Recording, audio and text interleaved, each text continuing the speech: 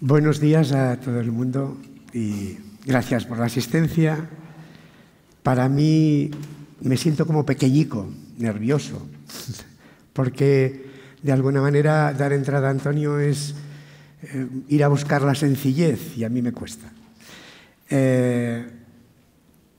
Para mí, además, es una oportunidad para seguir conociendo alternativas, que realmente hay gente que está trabajando sobre lo que es hacer un mundo mejor, simplemente.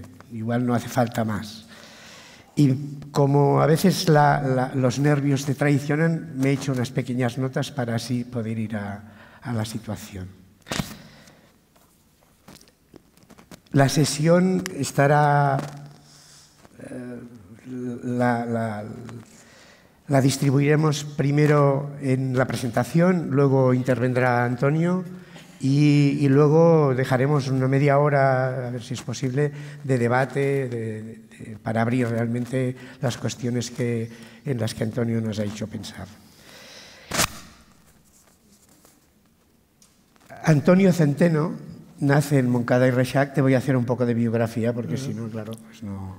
Pero explica solo lo bueno. Solo lo bueno, explica. Lo malo no lo tienes escrito mucho, pero se puede intuir también. Nace en Montcada y Reixac, en Barcelona, en el año 71, por tanto tiene 46 años, y adquirió su tetraplegia en el 85, a los 13. Es desde esta nueva posición que aprendió a no quedarse en el dolor y el duelo de lo que no pudo ser, e inició un camino que le ha llevado hasta aquí para hacernos una propuesta de entrada, que de entrada uno tiene que leerla con atención y a veces incluso dos veces. Sexualizar la diversidad funcional para politizarla. Antonio es licenciado en matemáticas y ejerció la docencia desde el 98 del 98 al 2010.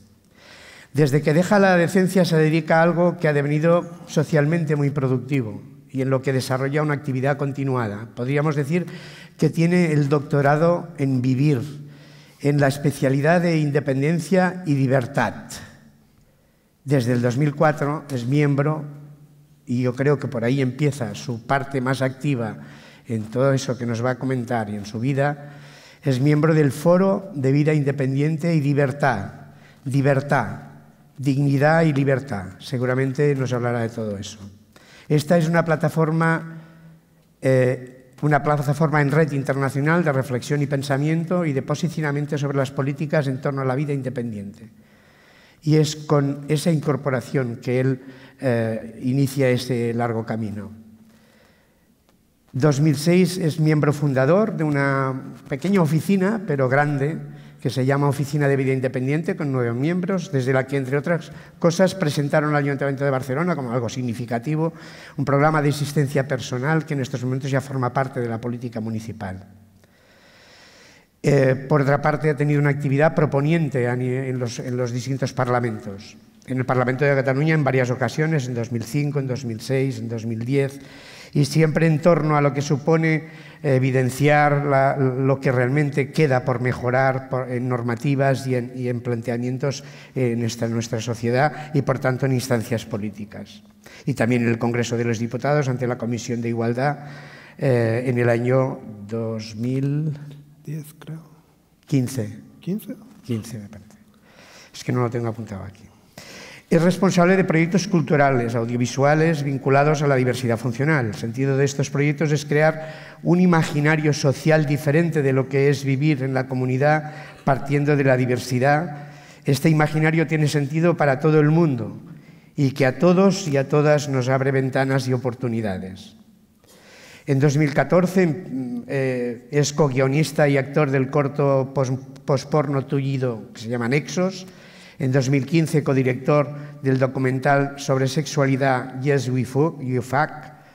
En 2016, actor en la película Vivir y otras ficciones sobre asistencia sexual que se pasa esta tarde a las 8:15 en el Salón de Actos de la Diputación de Huesca y, por supuesto, de obligada asistencia para comprender también cuál es la producción de este grupo y de ideas que he hecho imagen, ¿no? Y es co-guionista de una serie en la televisión catalana, Tréboles de 4 fulles, tréboles de 4 hojas. y ha liderado proyectos en los distintos campos.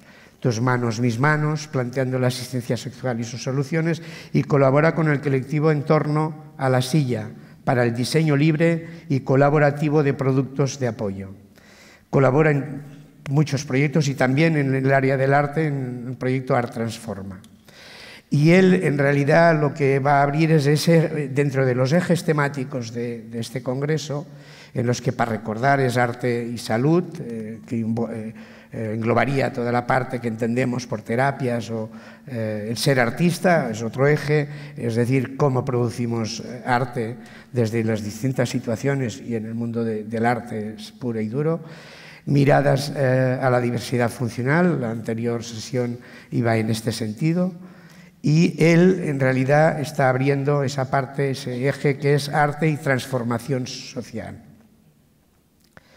Mantiene una página asistencial, bueno, tiene en los portales, podremos encontrar varias cosas en las que colabora y algunas yo creo que las alimenta directamente y es puramente responsable, creo, ¿no? SocialCat, Derechos Humanos Ya, y mantiene una página que es asistenciasocial.org, que es un lugar de gestión, orientación y contacto en torno a la asistencia sexual. Es en esta página que podréis encontrar un importante número de artículos y entrevistas y no tiene desperdicio, y que te acercan a esas aportaciones de Antonio y su grupo. La propuesta que nos hace Antonio es simple: vivir en comunidad, ya que de ella dependemos, somos interdependientes. Pero su manera de buscar la alternativa va más allá del normalario, incluso del diversario. O si queréis, son planteamientos previos, planteamientos colaborativos que confrontan con la manera que tenemos de gestionar a las personas, de gestionarnos las personas en esta sociedad competitiva y productivista, lo que lleva a muchas personas a ser excluidas en categorías. Los diferentes grupos de personas con discapacidad, las mujeres, los inmigrantes, y ahí subgrupos y más subgrupos. Aporta pensamiento y alternativas que se hacen universales y socialmente útiles. Y va en este sentido su visión y actividad política entendida como un cambio en las relaciones dominantes y de poder que anulan al ser individual, lo marginan y, por tanto, algo consecuente, anulan su ciudadanía. Es la lucha por el propio lugar en la comunidad. Su tribuna, ya acabo, su tribuna ha sido construir paso a paso desde este deseo de vivir con esta mirada amable con una mirada amable que exige en ti un cambio de mirada, con un discurso que exige de ti una respuesta porque habla de cosas comunes y diversas en todos nosotras y nosotros, del cuerpo, del deseo, del placer y del ser deseado y deseable, y por tanto del derecho y la libertad, y de la erótica que la libertad envuelve. Y lo hable desde lo simbólico, del lenguaje, del arte, de la sexualidad, le da otro carácter simbólico al que estamos acostumbrados. Respecto a la sexualidad, incluso voy a poner una anécdota personal, ¿no? Estábamos en el año 2002 haciendo el plan de salud mental, se conformaron diferentes grupos y uno de ellos de rehabilitación y bueno, después de repasar toda la panoplia de programas que tenemos para rehabilitación, cognitivos, sociales, interrelacionales, actividades en la vida diaria, todo aquello que, a nuestro entender, pues sirve para apoyar a las personas. Y en un momento determinado, yo era una cuestión que siempre me ha preocupado, y aquí de sexualidad, ¿cuándo hablamos? Estoy hablando de un plan de salud mental.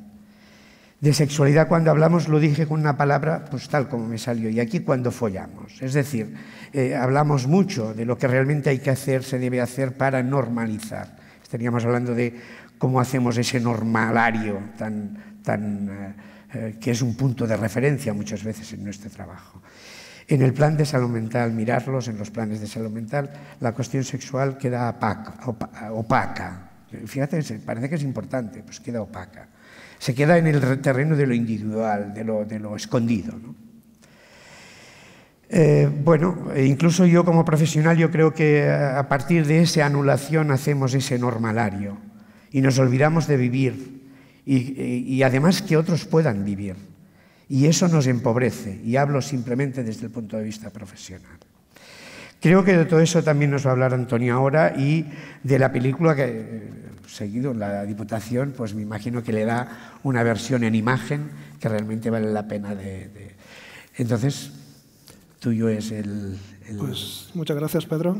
La verdad que has sido muy amable en tu presentación.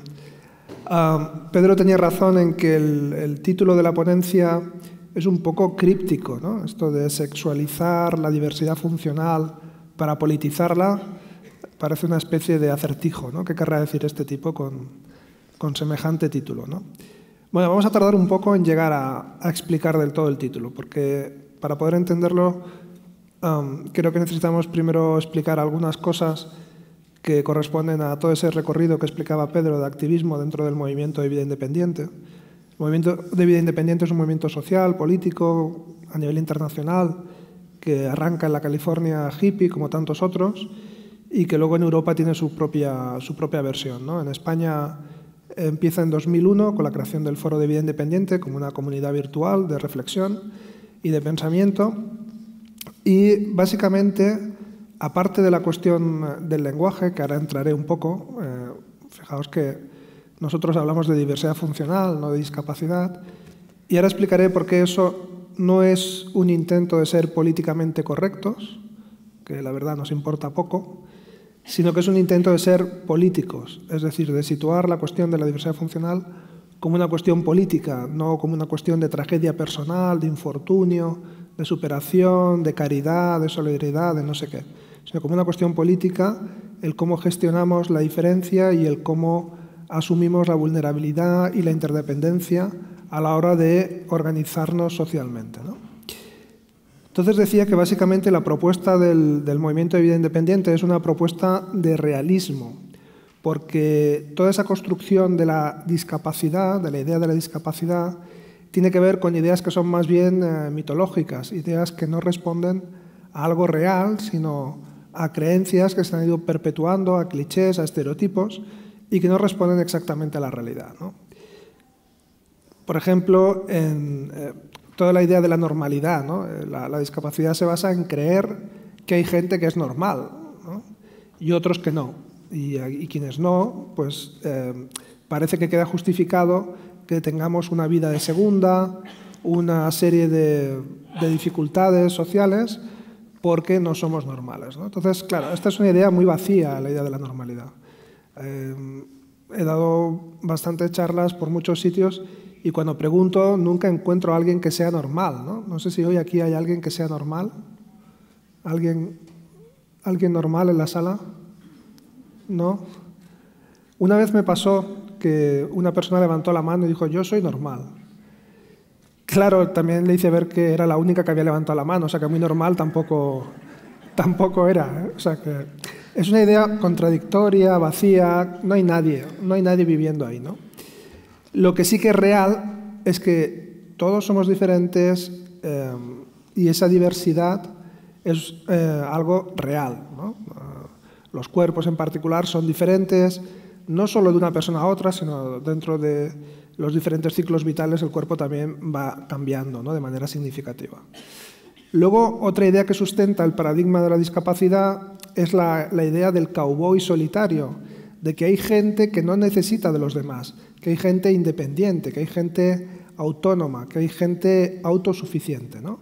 Y luego están los otros, los dependientes, los que son una carga, los que ya veremos qué podemos hacer, porque claro, esto es un despilfarro, ¿no?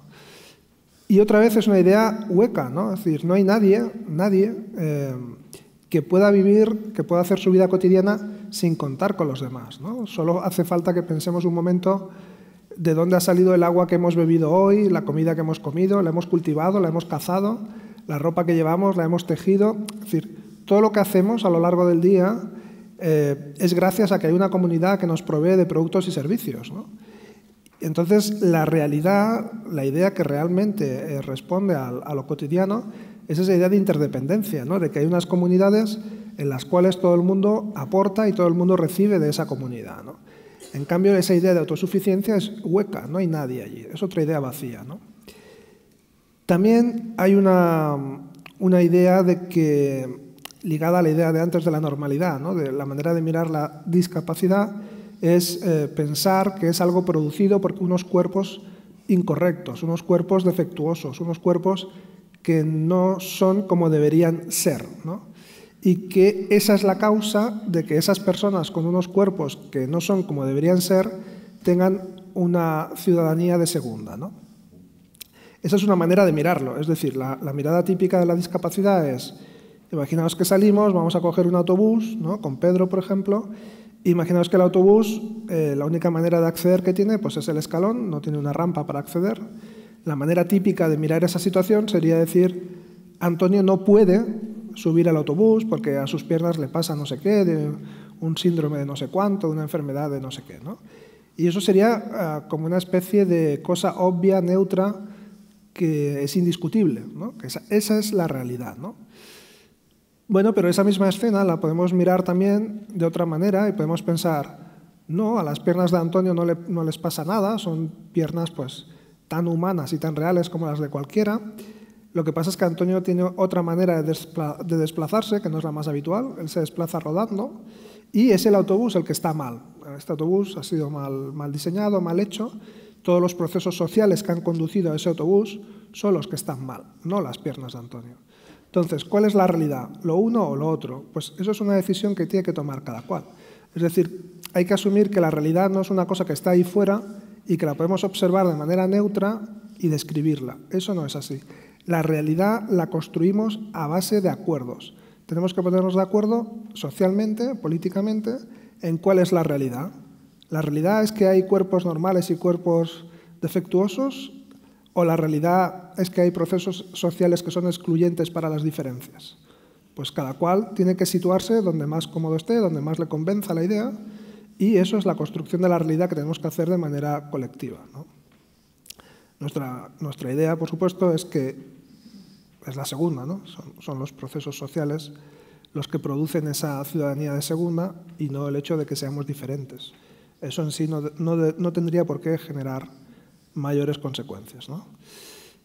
Y luego todo esto conduce a un mecanismo muy perverso, ¿no? Toda esta idea de la discapacidad tiene un mecanismo muy perverso, que es solo en la medida en que puedas demostrar ciertas capacidades, y digo ciertas porque, claro, son capacidades también muy elegidas, vinculadas a que puedas ser un individuo productivo, ¿no? En la maquinaria social. Y además que puedas hacerlo sin contar con los demás. Es decir, cualquier baremo, cualquier test que se te hace pasar para ver si eres discapacitado o no, para ver si eres dependiente o no, todos esos test, todos esos baremos intentan medir qué puedes hacer sin contar con los demás, ¿no? Que es una situación absurda, porque, como decía antes, no vivimos aislados de los demás, ¿no? Entonces, en lugar de mirar qué tipo de apoyos necesitas para hacer las cosas a tu manera, lo que se mira es cómo de inútil resultas cuando te desconectamos de los demás. Bueno, es un planteamiento muy feo y muy fuera de la realidad de cómo vivimos, ¿no? Entonces, eso produce este proceso, ¿no? de supeditar la ciudadanía a poder demostrar unas ciertas capacidades. Solo en la medida en que resultas capaz de ciertas cosas, se te concede el acceso a la ciudadanía, a participar en los diferentes ámbitos sociales, de la educación, del trabajo, del ocio, ¿no? Entonces, de ese ejercicio de la ciudadanía se considera que surgirá una vida digna, ¿no? Podrás considerarte que vives con dignidad a partir de que hayas podido participar en esos procesos, ¿no? Claro, esto cada vez deja fuera a más gente, no solo a las personas con discapacidad funcional, ¿no? Sino a tanta y tanta gente que no puede mantenerse en esa rueda productivista tan cruda y tan despiadada, ¿no? Entonces, lo que proponemos es darle la vuelta, ¿no? Decir, mira, lo único que somos todas iguales es en dignidad. Esto sí que es lo único en que todas las personas somos iguales.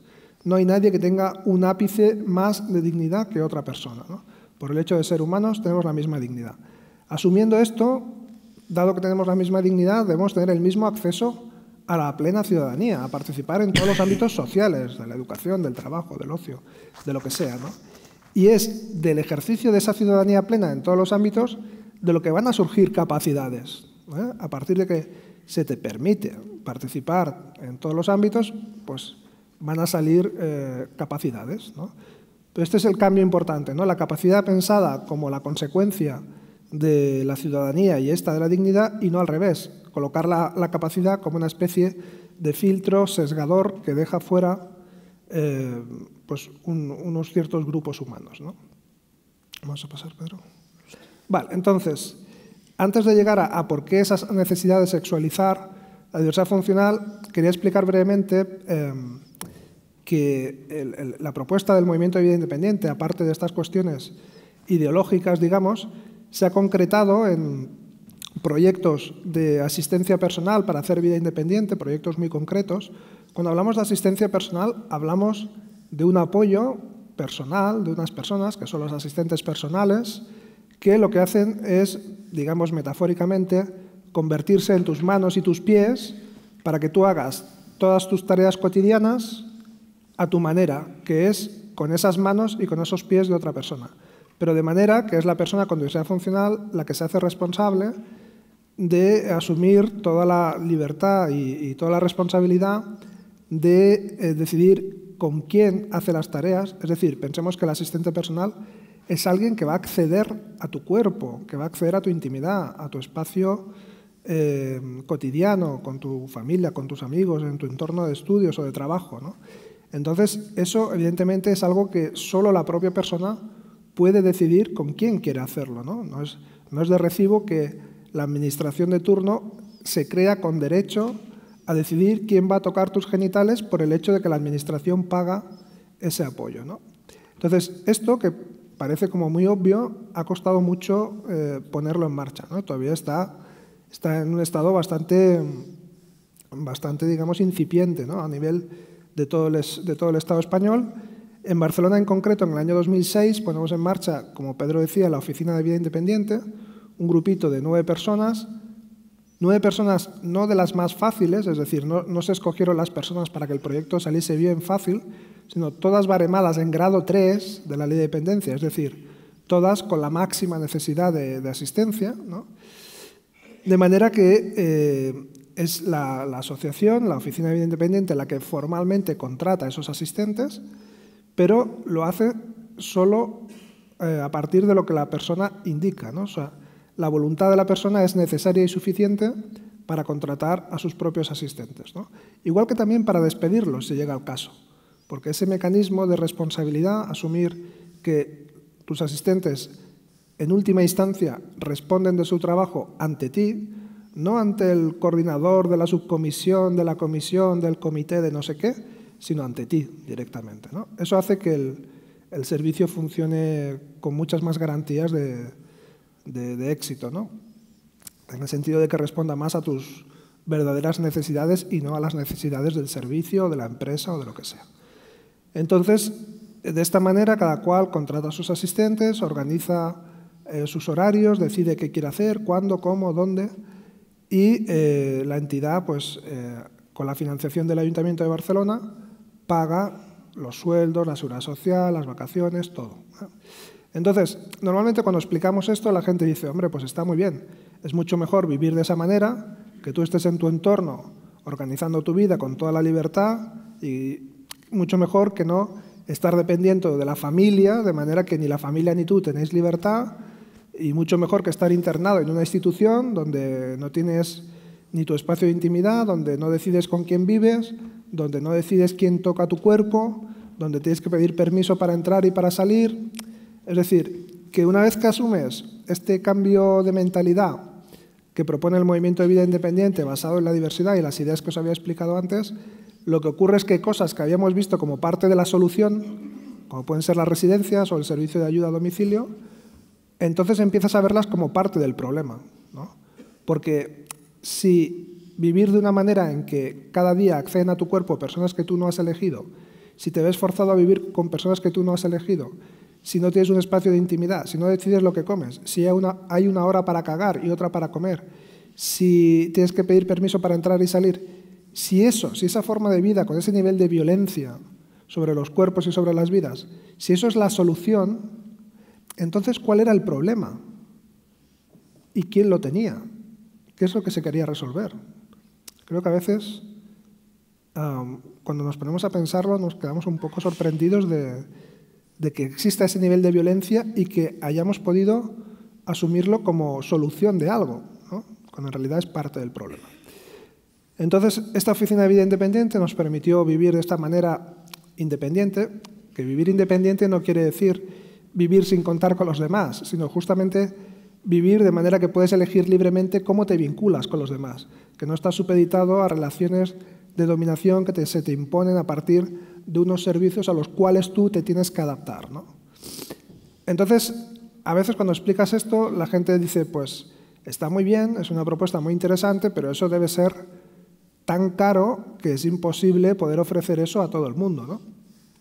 Pues esta es otra idea mitológica, otra idea que no se sostiene y que no tiene que ver con los hechos, ¿no? Después de una década, más de una década de gestión de este programa, con personas de la máxima necesidad de asistencia, lo que hemos visto es que comparándolo con otros servicios profesionales es muy eficiente, ¿no? Por ejemplo, si lo comparamos con las residencias, en Cataluña, una residencia del estilo a la que iríamos a parar cualquiera de los miembros de la Oficina de Vida Independiente, a la Administración, según sus propios números, le cuesta 3.200 euros cada mes, ¿no? La residencia. Y en cambio, este programa de vida independiente, de media, le cuesta a la Administración 2.700 euros al mes. Es decir, 3.200 contra 2.700, hay un margen de mucha más eficiencia de este modelo de vida independiente, ¿no? O si comparamos, por ejemplo, con el servicio de ayuda a domicilio, a la Administración le cuesta 20 euros cada hora, a nosotros la asistencia personal autogestionada por nosotros mismas nos cuesta 12 euros la hora. Hay un margen muy importante, ¿no? Porque estás eliminando intermediarios entre la persona y la solución, y eso hace que sea más eficiente, ¿no? Luego, por ejemplo, se hizo un estudio en el que no solo se miraban los costes de inversión, sino que una cosa más compleja que llaman el SROI, el índice que estudia el retorno social de la inversión, ¿no? Es decir, por cada euro que la Administración pone en un determinado servicio, se mira qué efectos produce eso en la comunidad y se intenta valorar económicamente cada uno de esos efectos. Pues este estudio dio que por cada euro que ponía la Administración, el valor social que se obtenía, los efectos que producía esa asistencia personal era de 3 euros. Es decir, por cada uno que pone la Administración, el retorno social tiene un valor de 3 euros. Es decir, que a ese nivel, ¿no? Porque claro, a veces solo miramos cuánto gastamos y cuánto cuesta, y eso es importante, pero claro, es que ¿y cuánto valen las vidas de las familias que si no hay esos apoyos se ven obligadas a estar encadenadas a la persona con diversidad funcional?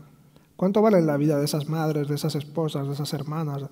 ¿No? Digo así porque mayoritariamente son mujeres, ¿no?, quienes se encargan de estas cosas.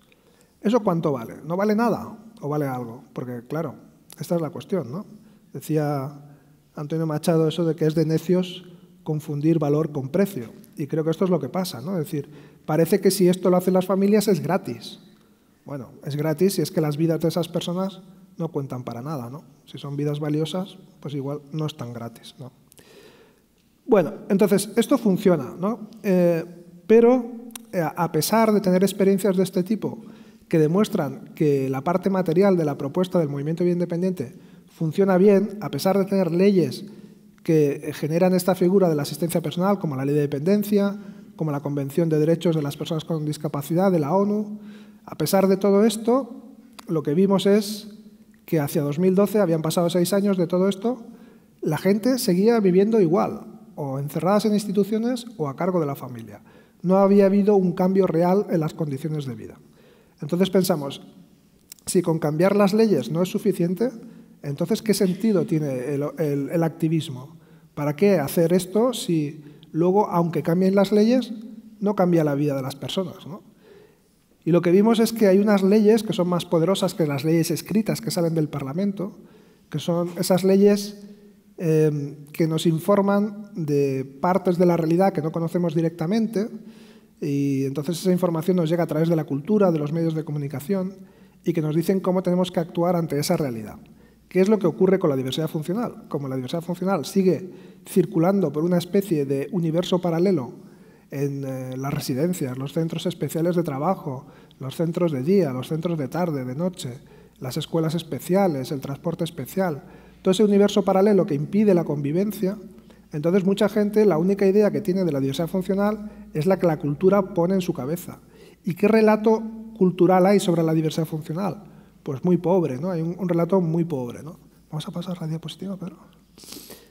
Aquí hay algunas imágenes, ¿no?, que más o menos nos llevan a esta idea, ¿no?, de que el problema que teníamos ya no era un problema legislativo, ya no era un problema de no tener pruebas materiales de que las cosas se pueden hacer de otra manera, sino que teníamos el problema de que ese imaginario colectivo de lo que es la diversidad funcional seguía remitiéndonos a el enfermo, el suicida o, en el otro extremo, pues el gran héroe que hace cosas muy inspiradoras para las normales y tal, ¿no? Y no salíamos de ahí, ¿no? Entonces, como se nos seguía mirando de la misma manera, se nos seguía tratando de la misma manera. Y una cuestión central en esta mirada de la discapacidad es el infantilismo, ¿no?, la manera en que se infantiliza continuamente a las personas con diversidad funcional, ¿no? Los angelitos, los campeones, los no sé qué, uy, tú sí que, ¿sabes? Esta manera infantilizadora en la que al considerarte como un niño eterno, pues se te trata como un niño. ¿Y qué hacemos con los niños? Básicamente protegerles incluso por encima de su libertad personal, ¿no? Y hay que protegerles porque los niños son de manera natural dependientes, no es una cuestión ideológica, ni política, ni social, o sea, es la naturaleza que hace que los niños sean dependientes y, por lo tanto, hay que protegerlos y cuidarlos, ¿no? Eso hace que las situaciones de dependencia de las personas con diversidad funcional también se consideren naturales, algo que responde a su condición de ser como niños, ¿no? Entonces ahí es donde empieza a cobrar forma la idea del título de la ponencia, ¿no? Necesitamos romper esa mirada paternalista e infantilizadora y una herramienta potente para eso es la sexualidad. En la manera en que seamos, en la medida en que seamos capaces de visibilizar a las personas con diversidad funcional como seres sexuales, como cuerpos que tienen deseo, como cuerpos que son deseables, pues se va a hacer más difícil mantener esa mirada infantilizadora y, por lo tanto, se va a hacer más difícil mantener esa creencia de que las situaciones de dependencia son naturales. Entonces, si esas situaciones de dependencia de las personas con diversidad funcional no son naturales, hay que asumir que son políticas, que son sociales, que obedecen a una serie de decisiones políticas y sociales que hacen que las personas que son diferentes de la norma acaben estando en situaciones de dependencia, ¿no? Vamos a pasar. Bueno, veis, entonces, a partir de esta reflexión se empiezan a generar proyectos diferentes en los que la sexualidad tiene un papel central, ¿no?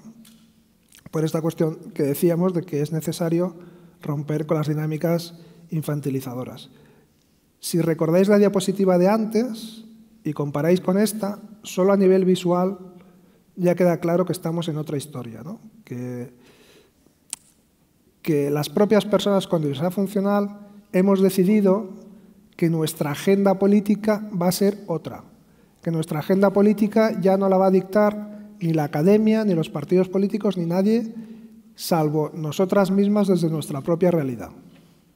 Eso es algo muy importante, porque te puedes equivocar o no, todo es argumentable, pero el hecho de tener una voz propia y decidir cuál es tu propia agenda política y cuáles son tus prioridades, creo que es algo que tiene valor en sí mismo, ¿no? Igual que, como decíamos antes, la cuestión de las palabras, del lenguaje, ¿no? El haber decidido nosotras mismas que queremos nombrarnos como personas con diversidad funcional, creo que es algo valioso, más allá de que todo sea argumentable, ¿no? Pero, por primera vez, no son los expertos los que desde su torre de marfil y desde su no experiencia de la diversidad funcional nos dejan caer encima cómo debemos nombrarnos, ¿no? O sea, tenemos una historia muy dura con eso.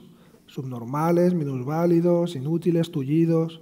Ahora estamos con los discapacitados, ¿no? Personas con discapacidad, vale, estupendo. O sea, siempre alrededor de que pasa algo con nuestras capacidades, ¿no? Que lo que nos ocurre tiene que ver con nuestras capacidades, ¿no?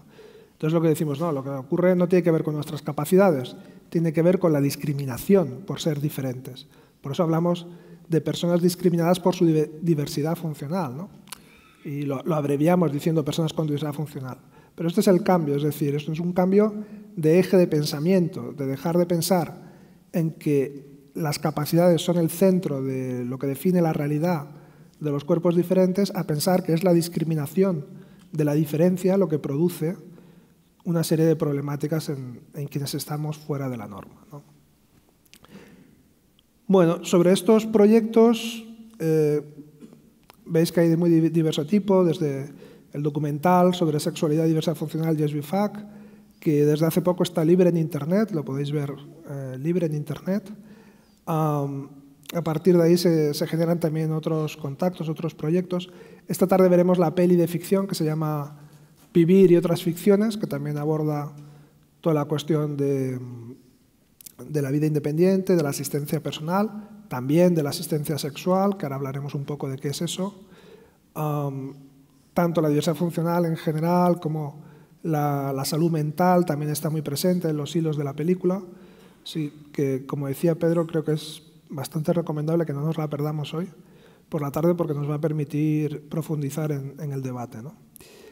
Entonces, bueno, ahora para beber un poco de agua y descansar, os voy a poner un vídeo con el tráiler del documental Yes We Fuck.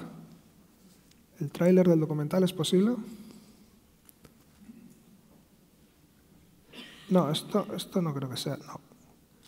Esto no es. En Yes We Fuck, pues.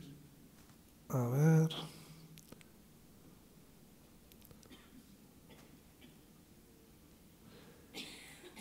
Esto lo pondré luego, pero no es todavía. Tampoco. Era uno de los que teníamos descargados, creo.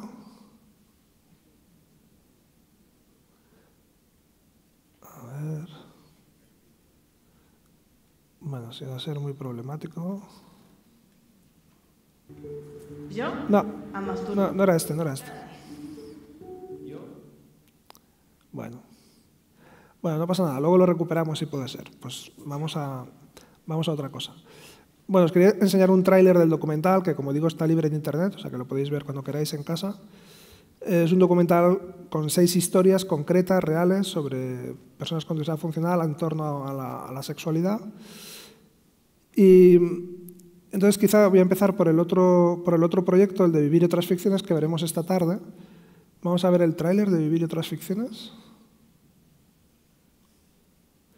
Este, aquí.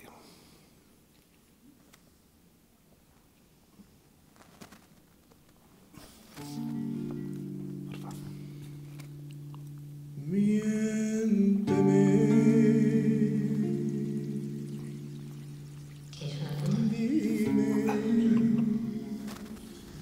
Que no ponga resistencia, que me deje llevar. No veo eso de que convierta tu casa en el multiclub, no es eso. Pero Acabarás miénteme.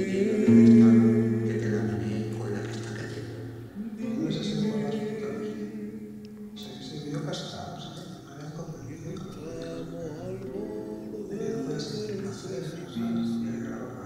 El rollo del pecado y de la iglesia se suprimió por otras cosas. La bonita china, los perros, los pepinos. Es lo que han conseguido de tantos cantones de la que estamos preocupados de sobrevivir. Que la crisis es pasajera, que la prosperidad está a la vuelta de la esquina, pero miénteme. Vale. Bueno, ya veis que la película presenta ejes que no son sencillos, ¿no? El trabajo sexual, la diversidad funcional, la salud mental. Hay ejes ahí que no son sencillos y creo que por eso hay un potencial importante a la hora de repensarlos políticamente, ¿no? Cuando hacíamos la película, cuando estábamos rodando, también vimos la necesidad de, en paralelo, antes de que llegásemos a estrenar la película, hacer campañas, generar campañas que abriesen debate público sobre las cuestiones que íbamos a abordar en la película, ¿no? Especialmente el tema de la asistencia sexual, que era algo como muy desconocido, ¿no? Entonces, una de las primeras campañas que hicimos fue una campaña con un lenguaje casi publicitario que llamamos Yo me masturbo, que eran 2 vídeos muy parecidos y que vamos a intentar verlos ahora. Es uno de los que habéis puesto antes. Yo me masturbo cada día. Yo me masturbo por las mañanas. Yo me masturbo y me encanta. Yo me masturbo y de momento no estoy ciego. A veces me masturbo solamente por hacer algo. Yo me masturbo. Yo no me masturbo. Sin apoyos, mi cuerpo no es mío.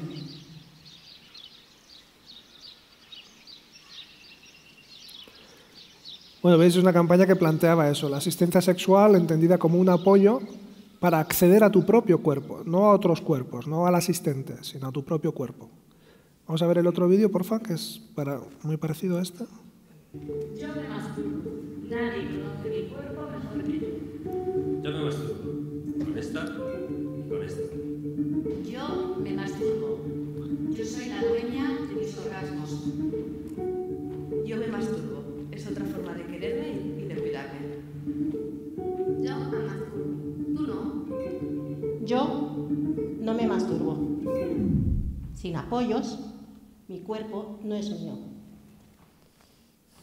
Vale. Bueno, era una manera de introducir una idea que es bastante novedosa, que es pensar la asistencia sexual como un apoyo muy concreto que tiene que ver con las diferencias funcionales, que tiene que ver con tu manera de hacer las cosas, ¿no? Así como cuando planteamos la asistencia personal, todo el mundo entendía que eso respondía a que nuestra manera de hacer las cosas cotidianas, pues vestirnos, cocinar, lavar, lo que sea, esa forma peculiar de hacer las cosas es con las manos de otra persona. Pero seguimos considerando que lo hacemos nosotras, a nuestra manera, que es con las manos. Es decir, nuestro asistente personal no nos cocina, no nos ducha. Nos duchamos nosotras a nuestra manera, que es con las manos del asistente personal. Cocinamos nosotras a nuestra manera, que es con las manos del asistente personal.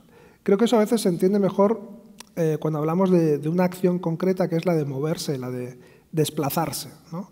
Por ejemplo, mi manera de desplazarme es con esta silla eléctrica.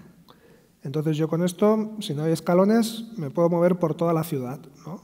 Y aunque el movimiento para desplazarme, el movimiento efectivo lo hace la silla, lo hacen las ruedas de la silla, el motor, nadie considera, espero, que la silla me pasea por la ciudad, sino que soy yo quien pasea a su manera. ¿Por qué? Porque yo tomo las decisiones sobre a dónde voy, cómo voy, cuándo voy, y esta herramienta me permite hacerlo a mi manera, que es rodando.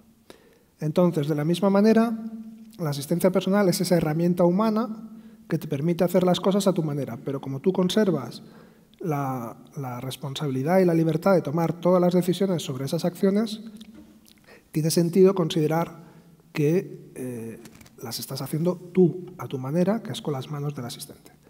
Eso, cuando hablamos del terreno sexual, claro, lo que ocurre es que también nuestra manera de hacer las cosas en cuanto a acceder sexualmente a nuestro cuerpo tiene que ser con las manos de otra persona. Es decir, ¿qué es lo que hace cada cual consigo mismo a nivel sexual? Pues básicamente poder explorar, poder conocer el propio cuerpo, qué se siente, cómo, dónde, etc. Y masturbarse, ¿no? Poder vivir el autoerotismo sin la intervención de nadie más, ¿no? Eso, que es la generalidad de cómo lo hace la mayoría de la gente, pues para una cierta minoría nuestra manera de hacer es diferente. Eso mismo lo hacemos a nuestra manera, que es con las manos de otra persona. Es decir, que no consideramos que el asistente sexual esté explorando nuestro cuerpo, sino que estamos explorando nuestros propios cuerpos, nosotras, con las manos del asistente, que es nuestra manera de hacerlo. No consideramos que el asistente nos esté masturbando, sino que nos estamos masturbando a nuestra manera, que es con las manos del asistente. Es una manera de hacer las cosas minoritaria, peculiar, pero que es igual de humana, igual de valiosa y que debe ser igual de respetada que las demás. Así como nadie que, por ejemplo, se masturbe con sus propias manos aceptaría que le dijesen que no puede hacer eso, porque no, porque es feo, porque no sé qué, o porque te quedas ciego, como decía uno de los que salía en el vídeo, nadie lo aceptaría, pues también empezamos las personas que hacemos las cosas de otra manera, que ya digo es minoritaria, pero es igual de humana, igual de real, tampoco aceptamos que se nos diga que no podemos masturbarnos porque nuestra manera de hacerlo incomoda a no sé quién o a no sé cuántos, ¿no? Esa es nuestra manera de hacer las cosas y reivindicamos el reconocimiento y el respeto por nuestra forma de autonomía, que es esa, ¿no? Quería poneros un ejemplo concreto de esto que estamos hablando de la asistencia sexual, que es una de las historias que componen el documental del Yes We Fuck, la sexta historia, que está protagonizada por Sole y Teo, que dura como unos 10-12 minutos, para que igual viendo directamente la historia nos situemos exactamente en qué estamos hablando cuando hablamos de asistencia sexual en la propuesta que hacemos desde el Movimiento de Vida Independiente. ¿Podemos ver el vídeo? ¿Qué es, Sole? ¿Empezamos? Venga. Dale. Empecemos.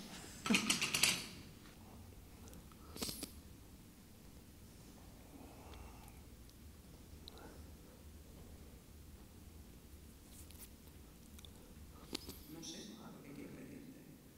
Y no sé hasta dónde quiero llegar.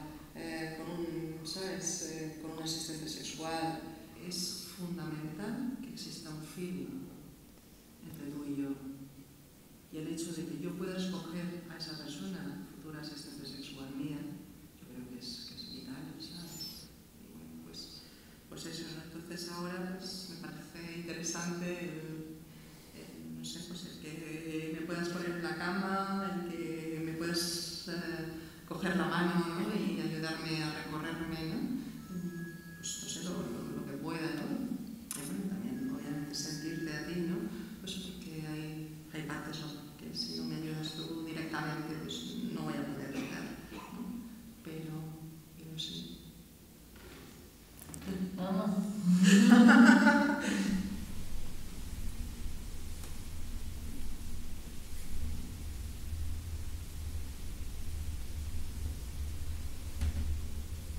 El cuello, que dice que no llego yo todavía, ¿no? Coger el brazo si quieres para probar, pero yo creo que no llego. No voy a llegar. Un poquito más para arriba. El cuello no. El cuello para abajo. La barriga al pecho. Sí.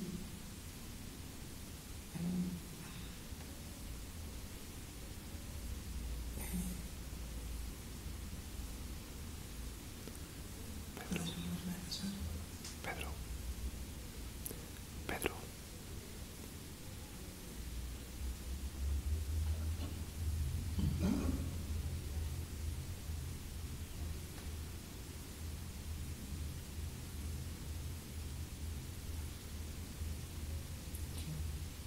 Sí.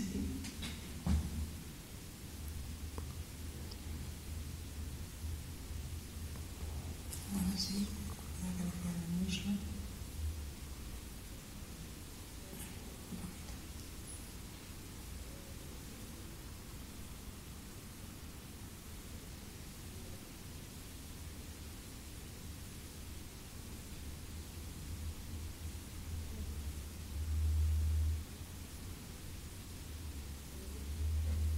Qué mano más suave tengo. Fantástico. Es una idea. Me encanta. ¿No lo sabías? Hostia, por eso te lo digo yo esto. No sé, al no tocarme realmente no sabía cómo tengo las manos. Sensación.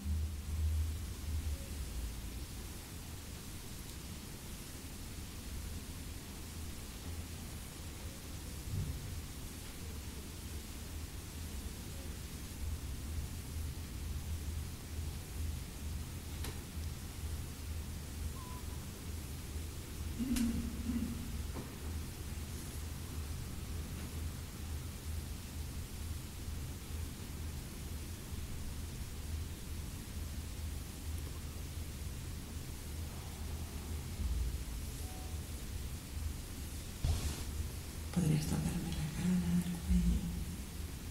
Ya llego, ¿verdad?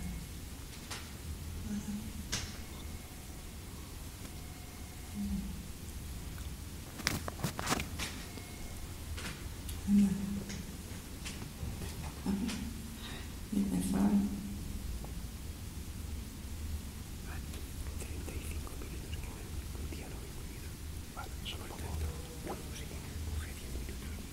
Sí, una diapositiva o dos y ya está. ¿Por qué me había tocado el el otro. Hola, ¿qué tal? Mira, sí que puedo.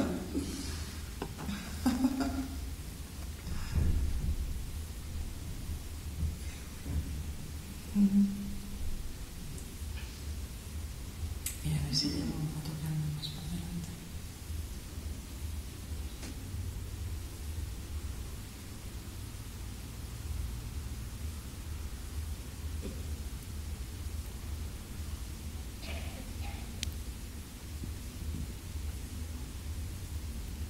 Qué experiencia.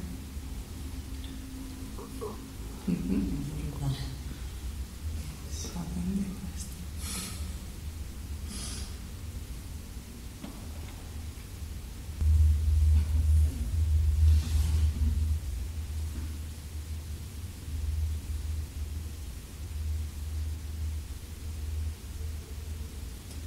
Tócame los pezones otra vez.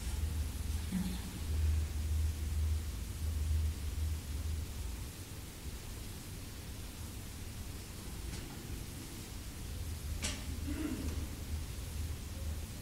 Y qué bonito es tocarse.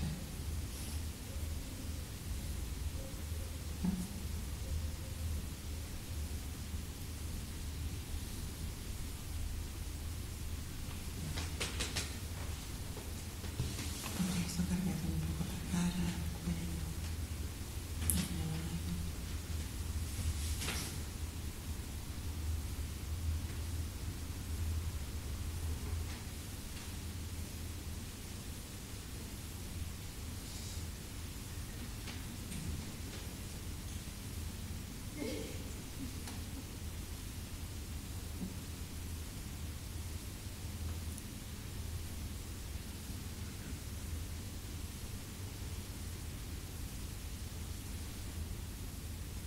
Tienes unas manos divinas, para esto.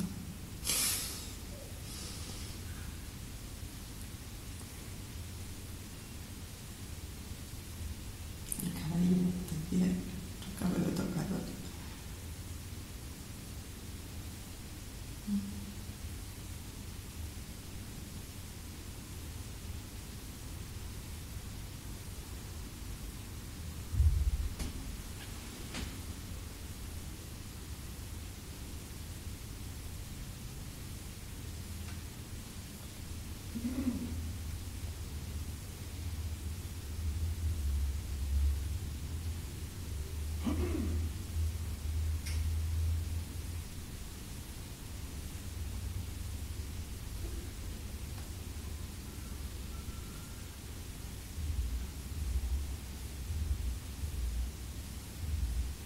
Entra la mano por la varilla.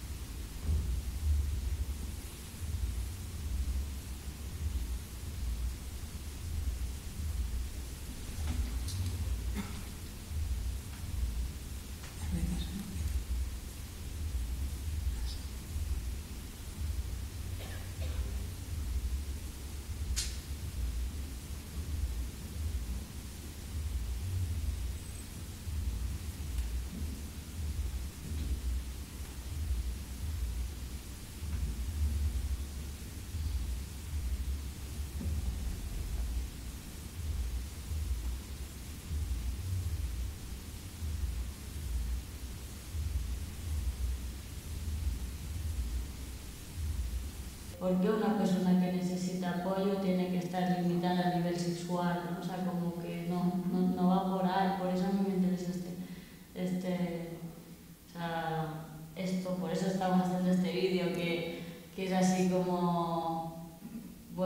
pues mostrando el dónde estamos realmente, ¿no? O sea...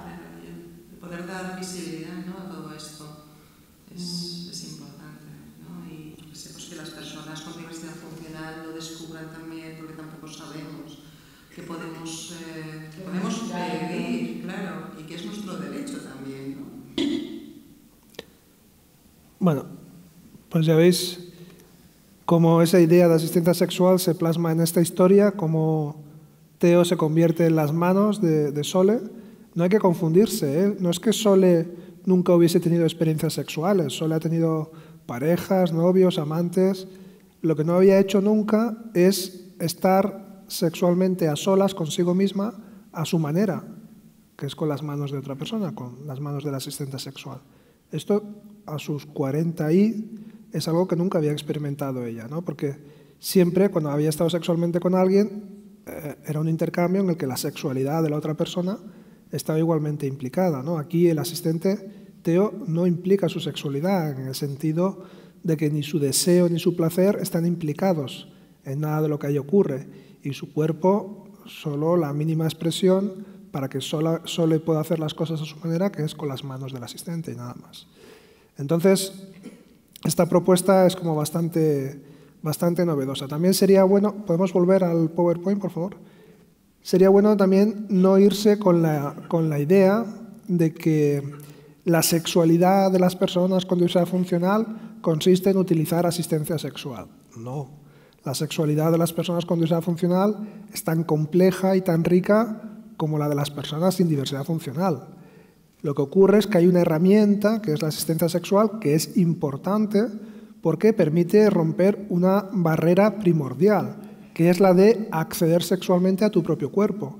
Si tú no tienes estos apoyos para poder construir contigo misma una relación en lo sensible, en el deseo, en el placer con tu propio cuerpo, es prácticamente imposible que puedas establecer vínculos a ese nivel con otras personas, ¿no? Entonces, esto es una parte de la sexualidad de las personas con diversidad funcional, pero muy importante porque permite eso, romper una barrera fundamental, ¿no? Entonces, vamos a pasar esta diapositiva y vamos a la siguiente. ¿Y vamos hacia el debate? Sí, ya voy a poner la última diapositiva y con esto nos vamos a las preguntas y cuestiones. Pasa, porque es un poco lenta esta. Bueno, esto es bla, bla, bla. Bueno, solo comentaros que aparte de hacer el documental, la película, de dar a conocer esta figura del asistente sexual con campañas como el Yo me masturbo que habéis visto, al final también nos dimos cuenta que lo que era difícil es que aquellas personas que querían ofrecer este tipo de apoyos, cómo lo hacían para ponerse en contacto con las personas que necesitaban recibirlo, ¿no? Era algo muy difícil. Y de la misma manera, personas que necesitamos recibir este apoyo, ¿cómo contactamos con las personas que podrían ofrecérnoslo? Cuando es una figura que es nueva, que hay que construirla y que no es conocida, ¿no? Entonces, hace poco más de un año, creamos una web que se llama asistenciasexual.org. Le hemos llamado al proyecto Tus manos, mis manos, para situar la asistencia en este terreno del acceso al propio cuerpo. Y lo que hace la página es dar información sobre esta propuesta, que se entienda bien qué es la asistencia sexual. Hay mucha información en la página. Y luego, por otro lado, generar un espacio de encuentro de las personas que quieren ofrecer asistencia con las personas que necesitan recibirla, ¿no? De manera que ese contacto se pueda producir con la mayor libertad e intimidad posible, sin que nadie intermedie. Entonces, las personas que quieren ofrecer asistencia rellenan un formulario, lo envían, lo colgamos, todo es gratis, y las personas que buscan asistencia pueden navegar libremente por la web y ponerse en contacto con la persona que pueda interesarle. El proyecto empezó hace poco más de un año y en el primer año se habían visto más de 500.000 de páginas. El Facebook lo seguían más de 1.200 personas, el boletín tenía 200 suscritos, o sea que interés se ha generado, ¿no?, en el proyecto, aunque también es cierto que hay dificultades muy importantes, ¿eh? Es muy difícil poner en marcha una figura nueva que tiene que ver con estos estigmas de los trabajos sexuales, de la diversidad funcional, etcétera, ¿no? Pero interés, creemos que el proyecto ha generado ese interés y por lo tanto seguimos creyendo que tiene sentido, ¿no? Aunque ya digo, hay unas dificultades que ya veremos si somos capaces de sobrellevar, ¿no? Y nada, lo dejamos aquí, Pedro, y así podemos hablar. Sí. Por tanto, queda abierto...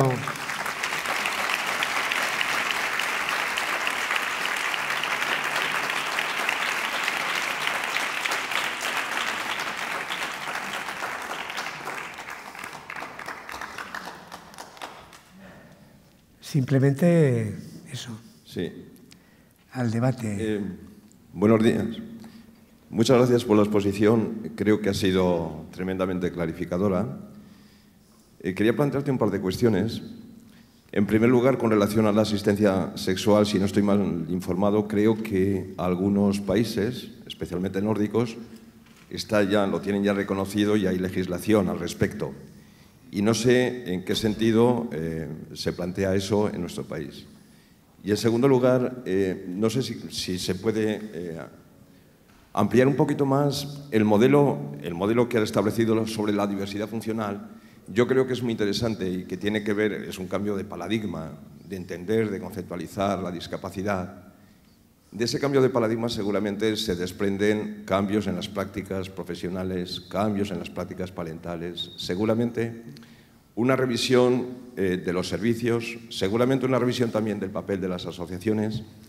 ¿En qué medida piensas tú que no se planteen líneas paralelas? Me refiero que unos vayamos en una dirección y otros vayan en otra distinta y haya mecánicas de confluencia. ¿Qué resistencias habría que vencer? ¿Qué planteamientos comunes habría que hacer para tratar de ir en un paradigma similar? Muchas gracias. La segunda es bastante difícil, ¿eh? Vamos a ver. Sobre la primera, yo no soy un experto, la verdad, en legislación europea. Hasta donde yo conozco, en otros países no es exactamente esta propuesta la que está funcionando. Lo que hay son servicios que, a mi entender, son más servicios de prostitución especial para gente especial, pero no un servicio de asistencia sexual entendida como un apoyo para acceder a tu propio cuerpo. Es decir, en otros países los asistentes tienen prácticas sexuales con los asistidos. No es esta la propuesta que hacemos aquí. Son propuestas, a nuestro entender, radicalmente diferentes. Nuestra historia, como explicaba al principio, es haber aprendido que cuando hay un servicio general para toda la población, como la educación o el transporte, es una mala idea generar un servicio especial para gente especial. Ni el transporte especial, ni la escuela especial, ni la residencia, ni el centro especial de trabajo nos han llevado a donde queríamos, que era a la convivencia y al reconocimiento de la diferencia como un valor, sino que nos han llevado al gueto estigmatizador que nos mantiene en esa posición subalterna permanente.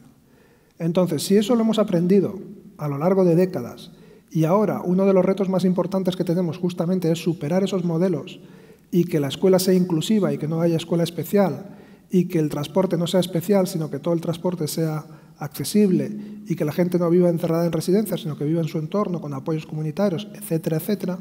Si eso ocurre con todos los servicios generales, ¿por qué con el servicio general, que es la prostitución, que se dirige a toda la población, nos va a parecer que es buena idea generar una cosa especial para gente especial? Nosotros creemos que es reproducir el error histórico que hace 40, 50 años hicimos con otro tipo de servicios. Entonces, quien esté interesado en trabajar en cuestiones de prostitución, creo que lo más razonable sería hacer un trabajo como se ha hecho en el resto de servicios generales, es hacerlos inclusivos, trabajar para que la prostitución, que es algo que ya existe, sea inclusiva y atienda a todo el mundo más allá de sus diferencias, ¿no? Eso por un lado, ¿eh? Es decir, que yo creo que lo que hay en otros países no es lo que a nosotros nos motiva a trabajar. Nosotros estamos haciendo una propuesta que va por otro lado y que sí que la entendemos como un derecho. Es decir, creemos que acceder a tu propio cuerpo es un derecho. Acceder a otros cuerpos pensamos que no va por la vía del derecho. Eso va por la vía del acuerdo. Pero eso de que accedes a otro cuerpo sexualmente porque tienes derecho, creemos que, bueno, no lo compartimos, ¿vale? Y esta era la fácil. Y luego, la pregunta difícil que hacías, ojalá supiese yo lo que hay que hacer, no lo sé. Yo creo que la propuesta del modelo de vida independiente es un es una propuesta valiosa. ¿Por qué? Porque propone convivencia, porque propone romper con las relaciones de dominación, porque propone respeto y valoración de las diferencias. Entonces, yo creo que, bueno, y lo que establece la Convención de la ONU sobre los derechos de las personas con discapacidad va por ahí. Toda la Convención se orienta a pensar la discapacidad como una cuestión de diversidad humana, a situar, como tú decías, los recursos de manera que se pueda vivir comunitariamente y no en entornos aislados, etc., ¿no? Entonces yo creo que la línea principal de la política va a ir por ahí. ¿Qué ocurre? Que hay resistencias de todo tipo. ¿Qué resistencias? Las propias personas con diversidad funcional hemos aprendido a tener miedo, a pensar que somos muy frágiles y que tenemos muchos problemas y que todo nos va a ir muy mal si no hay alguien que se ocupe de nosotros, ¿no?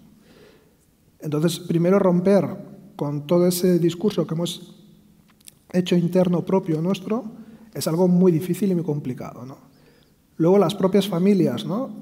Están aterradas de miedo, piensan, cuando no estemos va a ser un desastre, esto, ¿qué va a ser de la vida de nuestros hijos? Y tienen todos los motivos para tener ese miedo, porque realmente a día de hoy nos han construido alternativas a esa atención familiar, ¿no?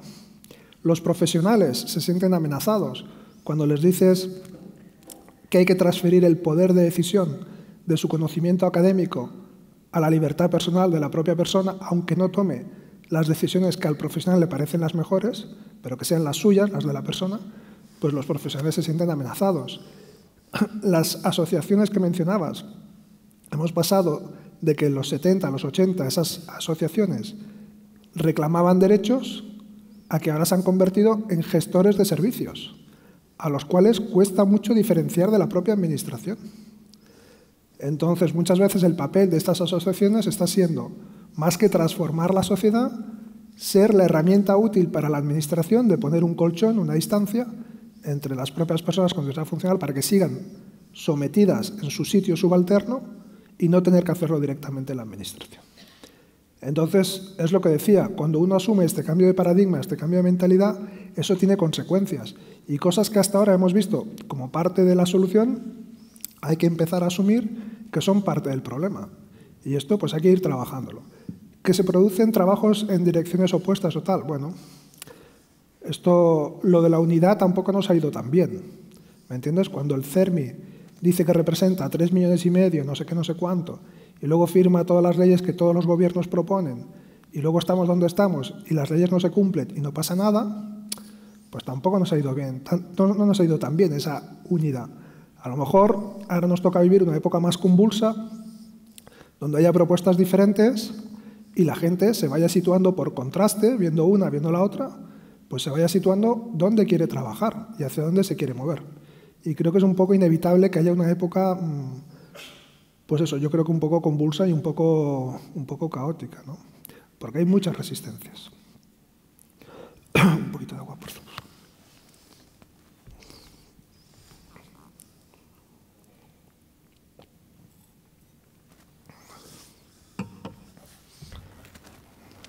Yo en mi experiencia veo que, claro, hay tantos intereses en torno a ese reto que estamos fortaleciendo de la discapacidad, porque intereses económicos de entidades que buscan el lucro, entonces yo que los cambios por donde pueden venir, que entendamos un poco la transversalidad.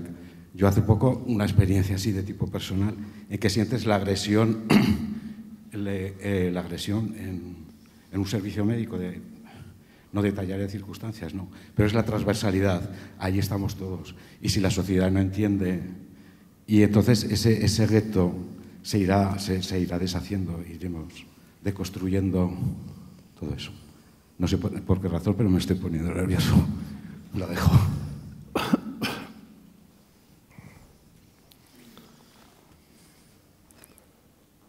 ¿Qué más?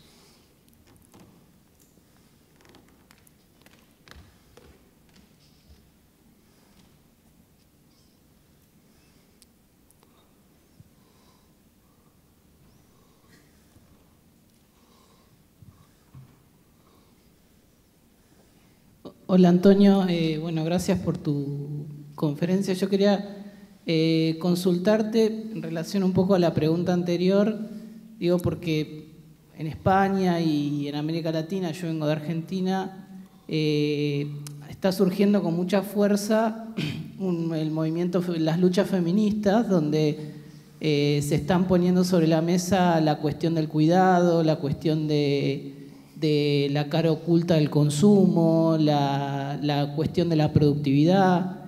Y quería preguntarte cómo se sitúan ustedes, cómo te sitúas vos frente a esas nuevas protestas y esos nuevos reclamos, porque desde lo que yo entiendo que es la vida independiente hay como muchos puntos en común, sobre todo en la crítica del sistema heteropatriarcal, ¿no? Digo de poder elegir con quién vincularse, cómo vincularse, salir de cierto socialitarismo despótico al que empuja el heteropatriarcado. Entonces, bueno, quería a ver qué pensás sobre esto. Gracias. Bueno, ahí en el entorno de los cuidados hay un punto claro de conexión con las luchas feministas, ¿no? El hecho de romper esa naturalización del papel de la mujer como cuidadora abnegada, ¿no? Y la propuesta del movimiento de vida independiente es: no queremos ser objetos de cuidados, lo que queremos es que se reconozca cuáles son nuestras formas de autonomía, nuestras formas de tener cuidado de nosotros mismos, también para poder cuidar a los demás, ¿no? Y que entender que nuestras formas de autonomía para hacer las tareas cotidianas es con las manos de otra persona, pero eso no significa que esa persona nos esté cuidando, es decir, que la asistencia personal es más una propuesta para el autocuidado que no para ser objeto de cuidado, y que eso rompe con el papel asignado tradicionalmente a las mujeres por el patriarcado, ¿no? Entonces, ahí yo creo que hay como un punto muy interesante, ¿no? Y más en general, en realidad lo que te das cuenta cuando piensas cómo hibridar, cómo conectar esas luchas, te das cuenta que en realidad son como dos patas que responden a un mismo sistema, ¿no? Es decir, que el sexismo se encarga de asegurar la reproducción con los roles definidos de cada sexo, de cada género, etc. Y el capacitismo se encarga de garantizar la productividad, ¿no? Que son los dos ejes fundamentales que mantienen al sistema capitalista funcionando, ¿no? Reproducir y producir, reproducir y producir, reproducir y producir. Entonces yo creo que eso tiene que hacernos conscientes de que todos los avances que hagamos en la lucha contra el sexismo va a repercutir también favorablemente en la lucha contra el capacitismo. Y recíprocamente, todo lo que avancemos en combatir el capacitismo va a ayudar a combatir también el sexismo. Creo que son luchas inseparables y que forman parte de un mismo proceso de poner en cuestión esa visión de la persona como unidad de productividad asociada a unos ciertos parámetros, ¿no? Entonces yo creo que ahí hay un potencial muy grande.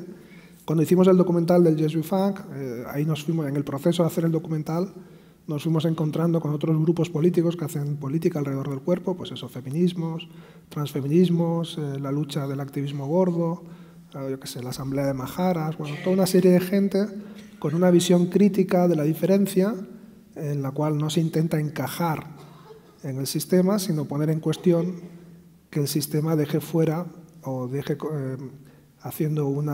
viviendo una ciudadanía a quienes, por ser diferentes, no encajan en ese mandato de producir, reproducir continuamente, ¿no? Quedan una última pregunta, dos como máximo, y con brevedad ya, ¿verdad que es? Bueno, María de la Asociación Autismo Huesca.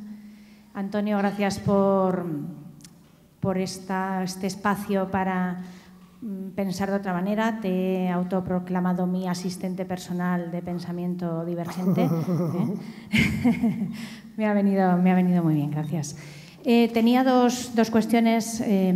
Una era, yo creo que más o menos ya la has respondido, ¿qué te parecía, qué opinabas de que el CERMI, que lo has mencionado antes, que representa o se supone que representa a tantos representantes de personas con diversidad funcional, haya decidido que el término que tenemos que utilizar o el mejor término para dirigirnos a estas personas sea personas con discapacidad y al colectivo como discapacidad? Esa es una. Y ya te hago las dos, así no me quedo con ella en el tintero. Y la otra es, sí que me interesaría saber qué perfiles, qué diversidades funcionales tienen las personas que iniciasteis o que estáis en este momento en ese proyecto de la Oficina de Vida Independiente. Si tiene cabida, piensas que tiene cabida ese tipo de proyectos para todas las diversidades funcionales. Gracias. Pues, a ver, lo del CERMI es como un poco fuera de lugar, ¿no? Como un poco casposo, ¿no? Como yo respeto absolutamente que cada persona se refiera a sí misma como mejor le parezca.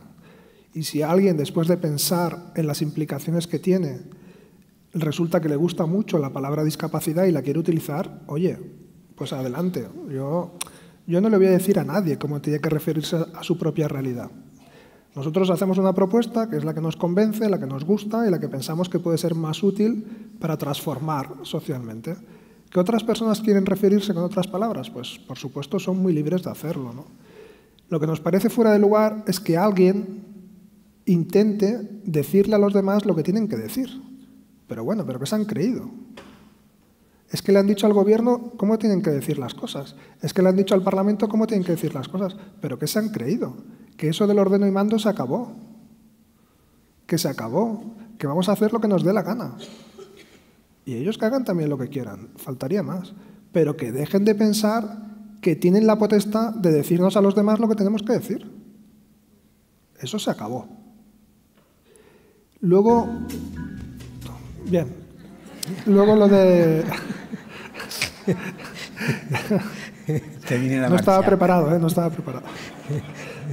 Lo que decías del proyecto en Barcelona. Bueno, pues empezamos un poco como empezó la historia del movimiento de vida independiente, que es con personas con diversidad física. La historia del movimiento de vida independiente empieza de esa manera también. Empieza en Estados Unidos. Cuando pasan 20, 30 años, los centros de vida independiente, donde solo había personas con diversidad física, al cabo de 20, 30 años, son mayoría las personas con diversidad intelectual o mental. ¿Por qué? Porque la propuesta, con las variantes adecuadas, sirve para cualquier tipo de diversidad. Por eso, cuando hablamos de diversidad funcional, nosotros no distinguimos físico, psíquico, mental. Para nosotros, la identidad política que nos une es que la diferencia es secuestrada por el conocimiento médico para estigmatizarla como una patología e intentar naturalizar que a partir de esas cuestiones biológicas haya desigualdad en lo social. Eso para nosotros es mucho más importante para construir una identidad política, porque sin construir una identidad política no hacemos política. Y si no hacemos política, hacemos caridad, hacemos ayuditas, hacemos pamplinas, ¿vale? Luego, otra cosa es que las herramientas que necesita cada cual sean diferentes. Pues claro que sí, pero no solo ya un grupo de otro, es que tenemos que generar herramientas que puedan ser diferentes para una persona y para otra, aunque tengan el mismo tipo de condición, ¿me entiendes? Pero cada cual va a necesitar herramientas diferentes. Cuando hablamos de que el asistente se convierte en las manos y en los pies de las personas con diversidad funcional, es una metáfora. Entonces, para una persona con diversidad física es muy claro. Pues no lo puedes hacer con tus manos, lo haces con las manos del asistente y le dices lo que tiene que hacer, cómo tiene que hacer, etc. En los casos de las personas con diversidad intelectual, por ejemplo, hay que entender cómo es la toma de decisiones ahí. Hay que establecer un protocolo donde quede claro qué cosas puede decidir la propia persona por sí misma, qué cosas puede decidir con el apoyo del asistente y qué cosas no puede decidir y tendrá que interpretar su voluntad el asistente. Y esto ya no implica solo al asistente y la persona con diversidad, sino que hay una tercera persona que es la persona garante de que eso funcione, la persona responsable de la persona con diversidad funcional, que habitualmente es algún familiar o alguna institución tutelar o algún profesional o lo que sea. Y ponerse de acuerdo esas tres personas en qué hay en cada cajón. Y a partir de ahí, trabajar con el asistente personal, que algunas cosas sí que las hará con sus manos y otras cosas las va a hacer la persona con diversidad intelectual con sus manos, pero con ese apoyo que necesita para tomar decisiones por parte del asistente personal. Es decir, la herramienta es muy diferente, pero la idea es la misma. Es transferir el poder, la responsabilidad y la libertad de tomar decisiones a la persona y no a los familiares ni a los profesionales. Y, por ejemplo, ahora en Barcelona estamos trabajando con el ayuntamiento para pasar del programa de asistencia personal que ahora tenemos, que son unas 50 personas, a un modelo general para toda la ciudad, y ya en ese grupo de trabajo ya están las entidades de diversidad intelectual. Y ya ese sistema de asistencia personal en Barcelona se va a ofrecer para todo tipo de diversidades. Es decir, que nos ha llevado 12 años, pero ahora ya estamos en ese punto. Ahora está el descanso y estáis invitados a un tentempié o lo que abajo, me parece, ¿no? Así que, bueno, Antonio, gracias. Gracias, Pedro, gracias, muchas gracias. Y un privilegio haberte conocido porque, bueno, hay cosas interesantes. Mutuo, un placer, gracias. Venga.